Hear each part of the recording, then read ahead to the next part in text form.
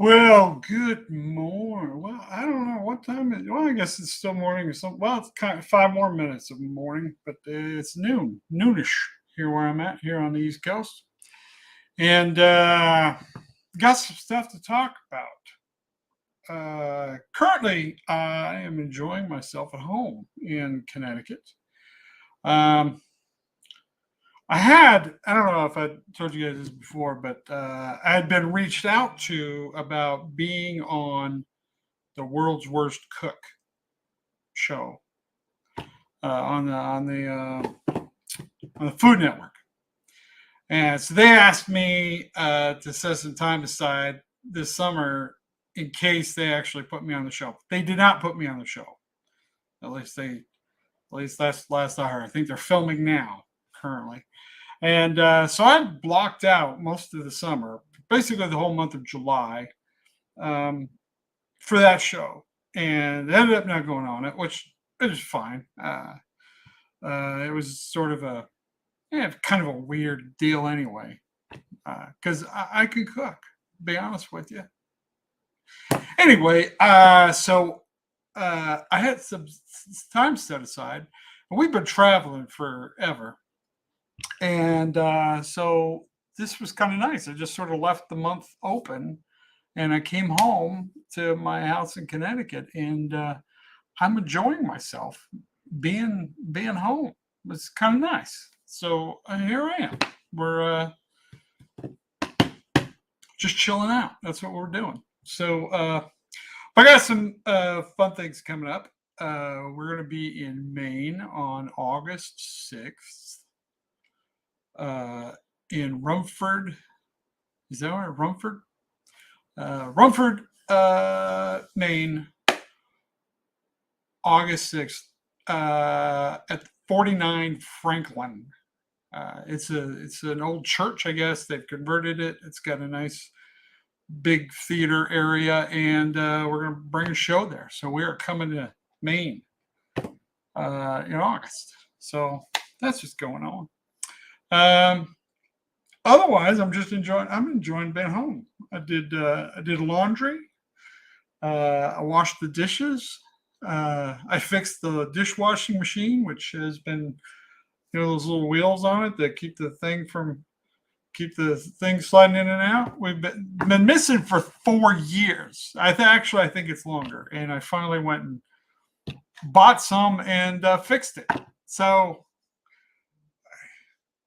that in and of itself was worth being here, to be honest with you. Finally get the dishwasher, because they haven't been using the dishwasher because you can't load anything on it because the baskets didn't hold up, and so now it's fixed. So I'm having a great time, and the world is still going. Well, I don't know where it's going, but I don't know what it's doing. It's insane, but I'm having a good time. So here we are. So lately, so that's what's going on. Things are picking up.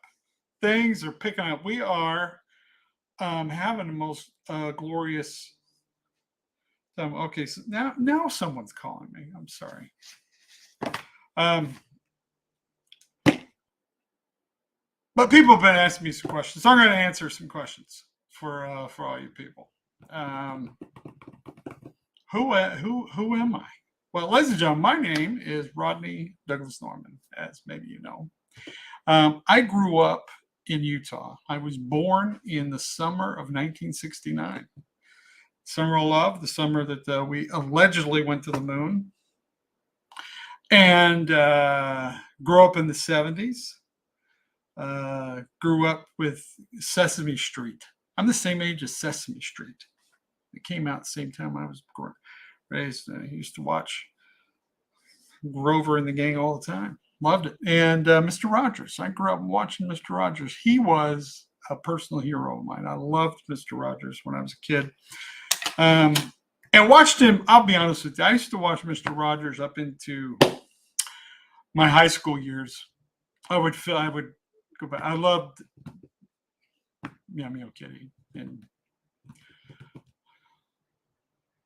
King Friday. Lady Elaine was scary. I'll be honest with you. I don't know what was going on with the lady. Anyway. Loved it anyway. So, but I was raised with kind of a large family. I was a middle child. I had, and still have, I have two half brothers. My dad was married before he met my mom, and that relationship fell apart. But he had two boys, and one of those boys, the oldest boy's name was Douglas, and he was actually involved in a play school recess time accident when he was, I think it was about fourth grade or fifth grade. He was playing the tetherball, the tetherball with the pole with the line, the ball at the end. You push the ball, and you try to get it to wrap around the pole. Anyway, he's playing that. He got hit, and he got pushed back and fell and hit his head on a rock. But anyway, the ambulance comes and picks him up, and as they're taking him to the hospital, he was fine. He was conscious at the time, but he was, he was unconscious, but he was still breathing and everything. So they were taking him to the hospital, and they weren't paying attention, and he threw up in the ambulance and ended up choking to death. So it was really sad. But anyway, that happened just before I was born. So when I was born, they gave his name to me, the middle. So the Douglas, that's where the Douglas comes from. So I guess I could say that, I was kind of born into sadness and tragedy in my family, I guess. But so I was raised there, and then I had a younger brother and sister. So I had two older half brothers. The other one was Brad, who I didn't really know Brad that much. He currently lives in Oregon, but I didn't really know him that well growing up. I didn't really hang out with him or even meet him until after high school. So, but he's a cool dude. He's a really cool dude. Very, very, very, very, very nice gentleman. Cool dude. We've gotten to hang out a couple times over the years, but life goes on.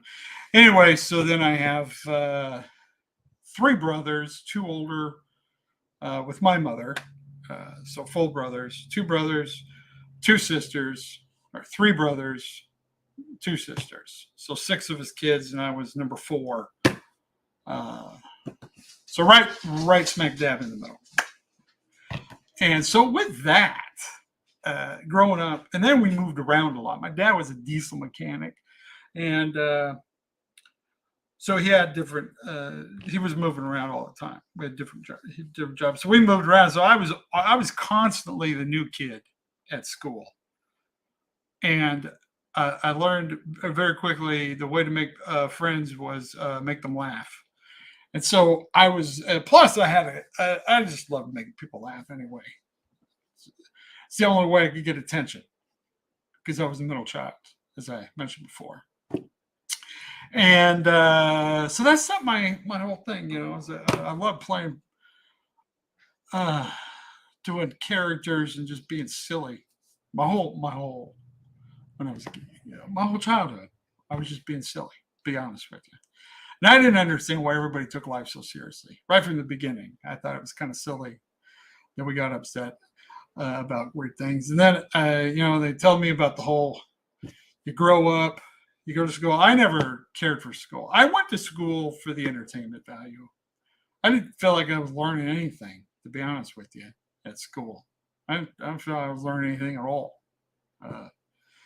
So I went to school, just put in my time, but it was mostly for the material. So, but I moved around a lot. We lived, okay, so give you an example. I was born in Granger, Utah, which no longer exists, by the way. It got reincorporated into a West Valley. So the place I was born does not exist. Try dealing with that one. That's what I'm saying.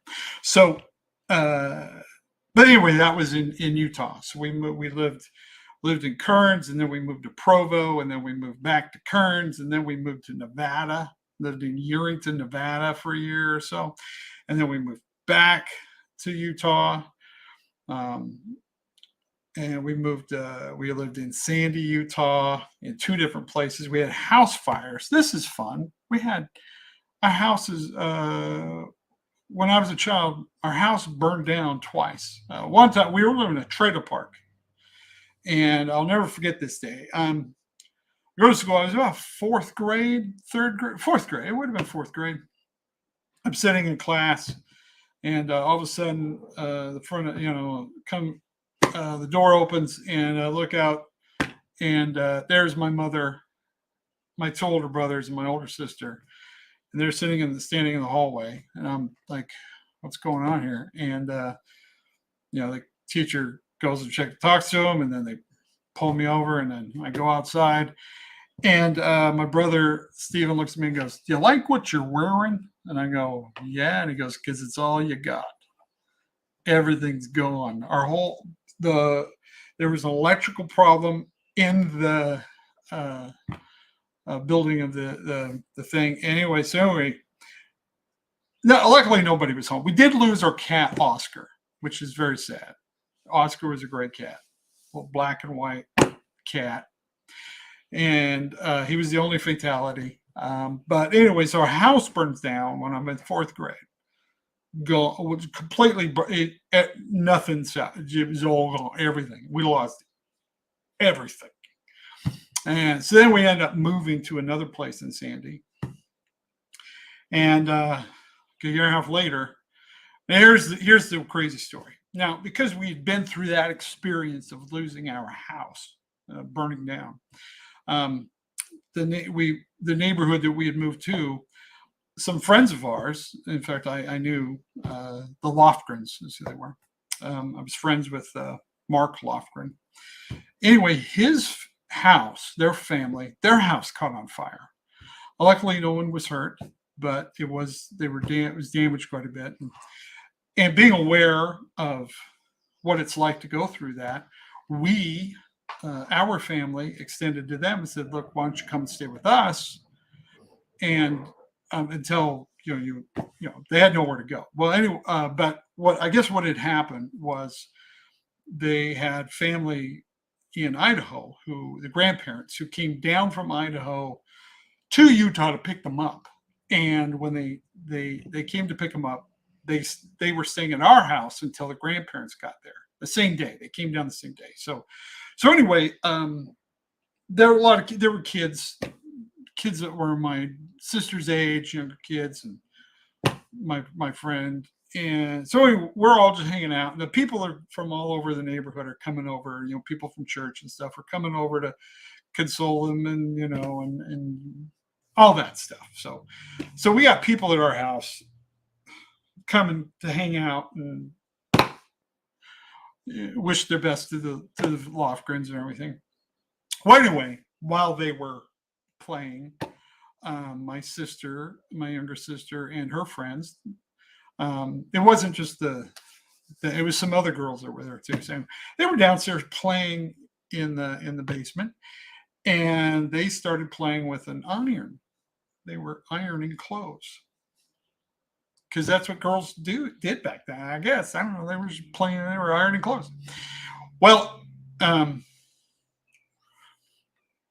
what had happened was they had left the iron on a low setting, right? And then had put a sleeping bag had gotten thrown over the top of it. Like a real, like it was like bare. It was just the fact that it was plugged in was bad enough, but it was like just barely kind of on. They had it off, but somehow the thing. Anyway, no one noticed it. No one saw it. It was just a bunch of junk in it. Anyway, that night, as we're asleep in the house, the house caught on fire. I was woken up to my mother pounding on our door. Me and my younger brother Michael were upstairs in our room. My sister was room next to ours by herself. My oldest sister Christine was living with my grandparents in Springville. She wasn't there, but my 2 older brothers, Stephen and Tracy, were down in the basement. And So when my mom comes, she knocks on, she's pounding on her, get out of the house, get out of the house. I couldn't, I was just barely waking up. And anyway, so I get up and get Michael up, get Kathy up, and we go into my parents' bedroom where my dad has opened the window and he lifts me out of the window. And then he hands Michael and Kathy out to me. And he says, go to the neighbor's house. Run to the neighbor's house and get help. So my mother had already woken up. She was woken up by the pounding, my brothers pounding on the ceiling, which was, their room was right below my dad's and my parents' bedroom. So they're pounding on the ceiling trying to make all this noise. And so my parents wake up and like, what's going on? My mom goes to walk downstairs, see what's going on. And that's when she sees the flames and comes and screams and gets us all up. She runs across the street. She calls, gets neighbors, and they call the ambulance, they call the fire department, call 911. Anyway, so when my mom and my dad gets out of the house, and he opens up the window to the boy's bedroom, and he gets his garden hose, and he starts spraying in there because the flames hadn't gotten into my brother's room yet, but there was a lot of smoke. But he's spraying. He's got the water just running as fast as he can get it going. And he's trying to get down in there, but it's one of those basement windows. And in fact, they don't make these basement windows anymore because of this various fact was that they were basically trapped. They couldn't get out through that window. It was too small, right? My dad couldn't get in. There was no way they could get out. It was just too small of a window. And so anyway, he's doing his thing. My mother, of course, she's freaking out. And then I am taking my younger brother and sister across the street. And as I'm crossing the street, this guy comes driving down the road, right? Now you can't see what's going on. It's dark, and all of a sudden here's these 3 kids. Oh, and by the way, I'm in my underwear. I'm in tidy whities. That's all I'm wearing. Tidy whities. And my brother and sister, they're in pajamas, but I'm in my tidy whities. I'm about 13 years old, 14. Anyway, so this car comes driving by and he's like, what are you kids doing out here? And I go, oh, our house is on fire. And he goes, what? And I said, yeah, my house is on fire. We're just going. And I don't know what he did. I think he stopped and he tried to help, but he pulled away. I go to the neighbor's house. And about the time I get over there, the fire engines start showing up. They start surrounding the area. And they were expecting it to be pretty good, pretty big, because there was smoke billowing. I mean, it was raging at this point in time. And so my dad's back there. He's got the garden hose running, and he's yelling for the boys. You can't hear him. They're not responding. And anyway, they come. The fire department gets there, and they, of course, get ready to go rush in. Because go save my brothers. And usually when you kick in the door or anything, basically what you do is you let oxygen into the fire. You're feeding the fire when that happens. So it's something they anticipate and expect it to happen. But they said something strange happened. When they opened the doors, the fire actually went down. Rather surprisingly. But it went down enough that they were able to rush down, go straight into my brother's bedrooms, and find the boys and bring them out. Amazingly enough, something that had happened was both the boys, my brothers, their beds were like next to each other in the room, right next to each other. And both of them were laying in between both the beds, and they had their heads turned into underneath the beds, which is the best place because there was probably the only place there was oxygen in this room. So both of them were lying on the floor with their heads underneath the bed, and the mattresses had been pulled over the top of them, right? Um, so anyway, so it took them a second to figure out where the boys were. When they find them, they get them out.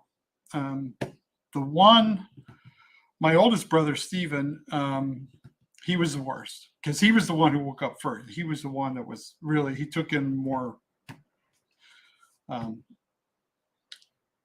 smoke than Tracy. Anyway, so, well, they had woken up and because of the fire, and they were trying to get out because they couldn't because of the flames and everything. And so they started pounding. They turned on the stereo and put it up full blast, and that's what woke up my mother. Was the noise, was Pink Floyd, Another Brick in the Wall, in case you're wondering. Turns up the music, cranks it, and then they both remember turning on the music, and then at that point, both of them black out. They don't remember anything after that. Neither of them remember getting on the floor. Neither of them remember putting the mattress over the top of it. They don't remember any of that. But that's what had happened. Was they were in the best thing that they could have possibly done was what they did, but neither of them remember doing it. So anyway, they get the boys out, and they bring in Life Flight, and Tracy was stable. Stephen was in and out. In fact, they had gotten to the point where he was gone. My mother was sitting in the ambulance, and she overheard them talking about it, saying, "Let's take the other one. This one doesn't have a chance." And that's when my mother prayed. She said it was one of the most sincere prayers she's ever prayed in her life, and she prayed to save his life. And as soon as she ended the prayer, they said, "He's back. His pulse is back. Let's take him. Take him." So they take my brother out, but he was dead. He had flatlined. He was gone. They stopped working on him, and then she prayed, and all of a sudden, boom, he pops back up. So they life flight him out, and then eventually they brought another, and they got both the boys went off to the hospital, to the ICU up in Salt Lake, and were there for about a week, I think. I don't remember exactly how long. They were there for quite a while. But yeah, my brother Stephen was pronounced dead, basically. And this was the first time. He's been dead a couple times. He's still with us. He's lived quite a history. So anyway, so we lose that house.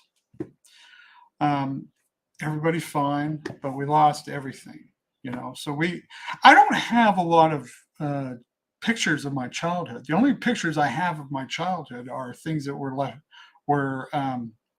were pictures that my grandparents had, and that's it. Anything that we had in our house was gone twice. Everything. Just lost everything twice within a year and a half. I mean, just go. That was my childhood. And I remember this. The first one happened just before Christmas, and I remember this distinctly because we got put in one of those Sub for Santa things. You know what I'm talking about? And so our Christmas was donated to us, and I'll never forget this because when they wrote my name down, they wrote it down as Roseanne instead of Rodney for some reason. So they thought I was a pubescent girl. So when they showed up with all the gifts for Christmas, and that was probably one of the biggest Christmases I think we've ever seen. I mean, we got, oh my goodness, the amount of stuff that the family got was incredible. People just really poured their hearts out, and it was amazing. And the people at my school, I was in Copperview Elementary. This was the first house fire.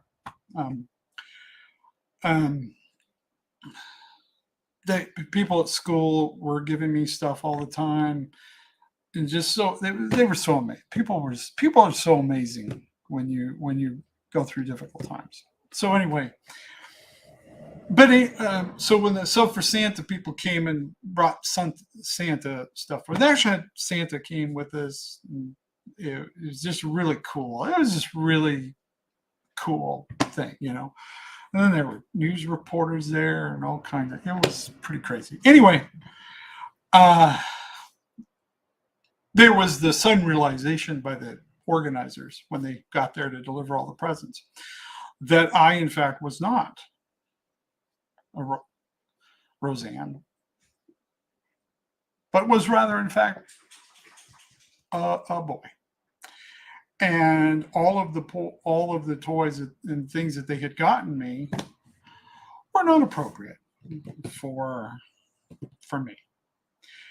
And realizing this, and we found out later that somebody who was part of the thing took it upon themselves to actually go to a store and out of their own money purchased things for me so that I wouldn't be left out.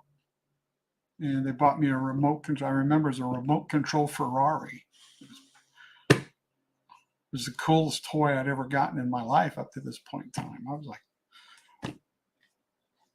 it was a really good one too. It was a really good one. And so it was pretty good. Anyway, so I guess what I'm saying is that my childhood was sort of like, if anything bad could happen, it probably happened to us. I remember the one time, I'll tell you about this other thing happened. Just as an example, when we were driving back from Nevada, we lived in Nevada, Urinton, Nevada, and we drove back to Utah. We did so over Christmas. We did so during the winter break. And as we were coming across through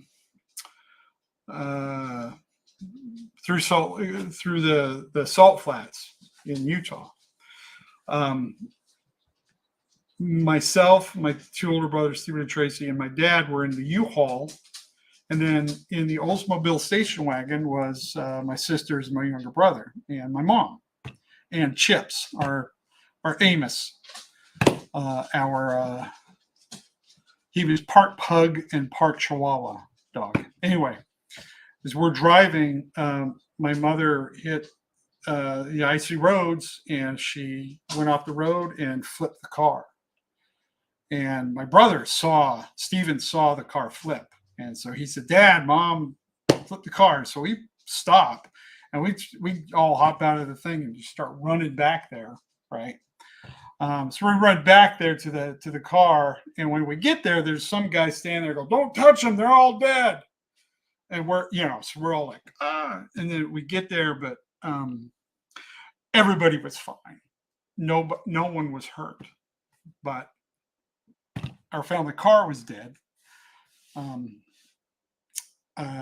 So what I'm saying, my childhood was really a lot of ups and downs, Like I said, house fires, brother died, just this accident. It was I was just raised. Just my experience growing up was I just had horrible things happen to us all the time, and I think part of that is why I developed this very stoic attitude towards things, because I didn't see it that like we were being punished.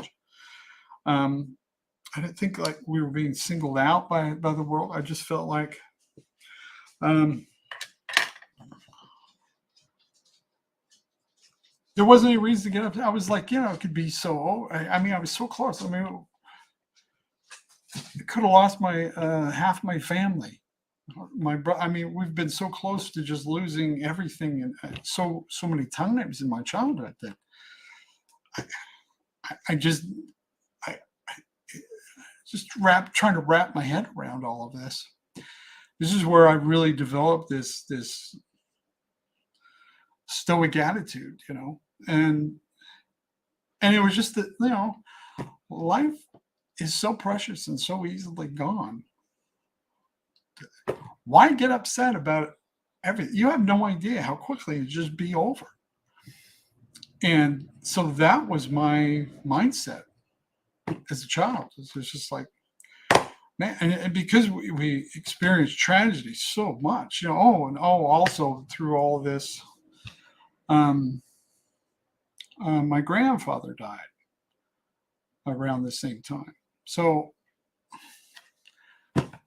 all this tragedy. And yet I never felt like, oh, woe is me. My life is over. Blah, blah, blah. I never really felt that way. I just felt like, well, this is just life. Bad things happen.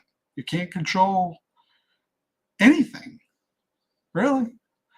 And so I think that was really, people ask me how be so cheery. You must have, I've had people say, oh, you've had such a easy life, probably. No, it started out pretty horrible, to be honest with you.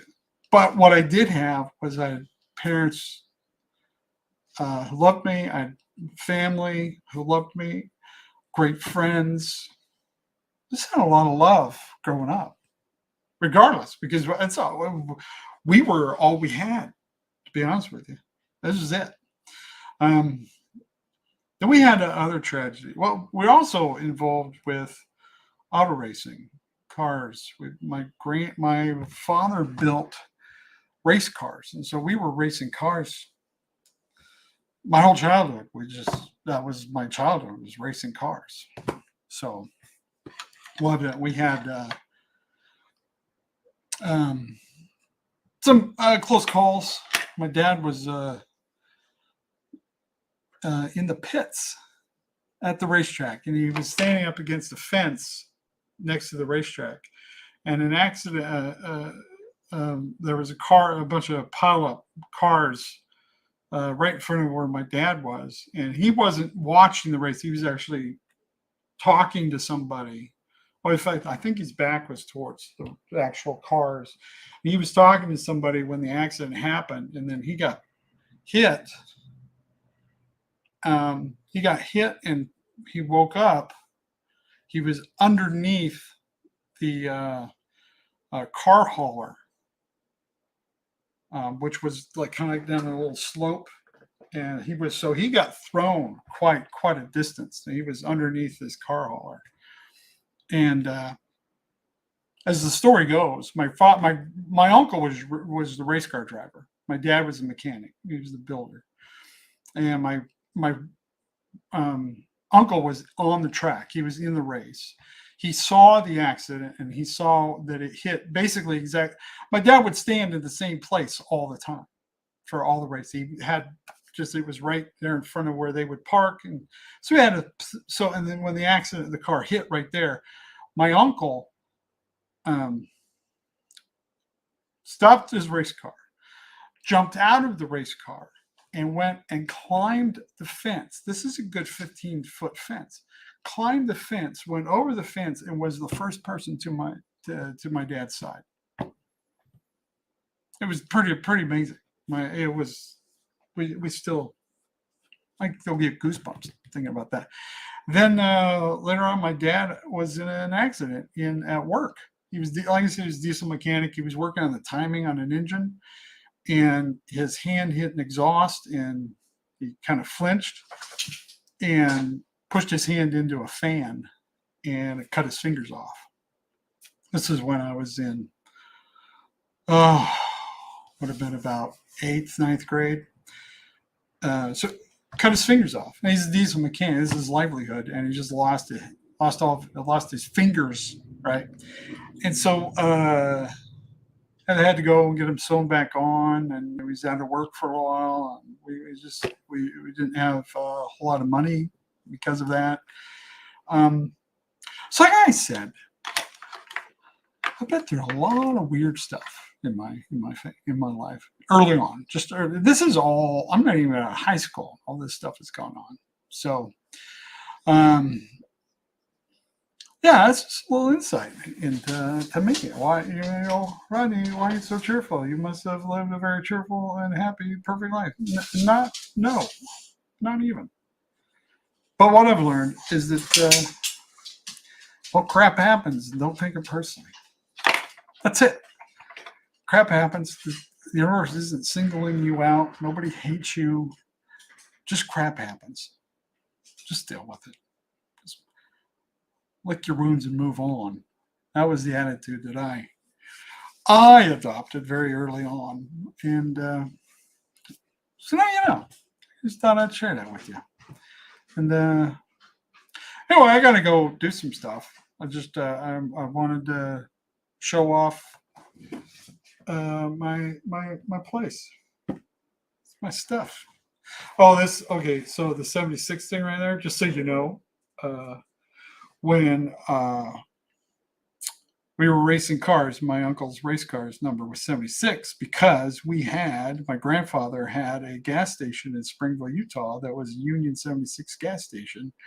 And so to advertise the gas station, we put 76 as our number, and the car was painted orange and blue for the gas station. That was why. And then then he eventually sold the gas station. He only had it for a few years when I was a kid. So I remember when I was very young, we had the station, but it really wasn't all that profitable. And because back then gas was really cheap. I don't know if you're familiar with that. Used to be like 5 cents a gallon. I remember when gas was like 20 cents a gallon. I remember being able to fill up your car for like $5. I remember that. I remember we filled up our Suburban for $20. And I thought that was ridiculous that it would cost that much. So these are weird times we're living in. Anyway, that's it. Thank you for hanging out with me. I got more. Let me tell you, I want to thank everybody who's gone to my site, rodneynorman.com, and has been purchasing my t-shirts and the hats. And we're also doing like handbags, like grocery bags. You can get a Rodney Norman grocery bag. We're going to try it out. If you're any design that we have on the t-shirt, we'll put on a bag if you're so inclined. But no, that's what we're doing. I got shows coming up. Go to the site. We finally got the calendar fixed so you can see where we're doing shows. But my next show is in Maine, August 5th. I'm going to be in Dallas at the end of August. Got cool stuff coming up. Also have Patreon. I'm going to be on Patreon very soon. We're going to be doing a lot on Patreon, so you can find me over there. I'll provide that link somewhere. But anyway, thank you everybody for joining me today. You guys are absolutely wonderful human beings. I hope you're having the most fantastic and marvelous day. I hope that you've had a good time hanging out with me, and we'll do this again sometime. So, but for now, I bid you a wonderful and glorious day, my friends. Okay, bye.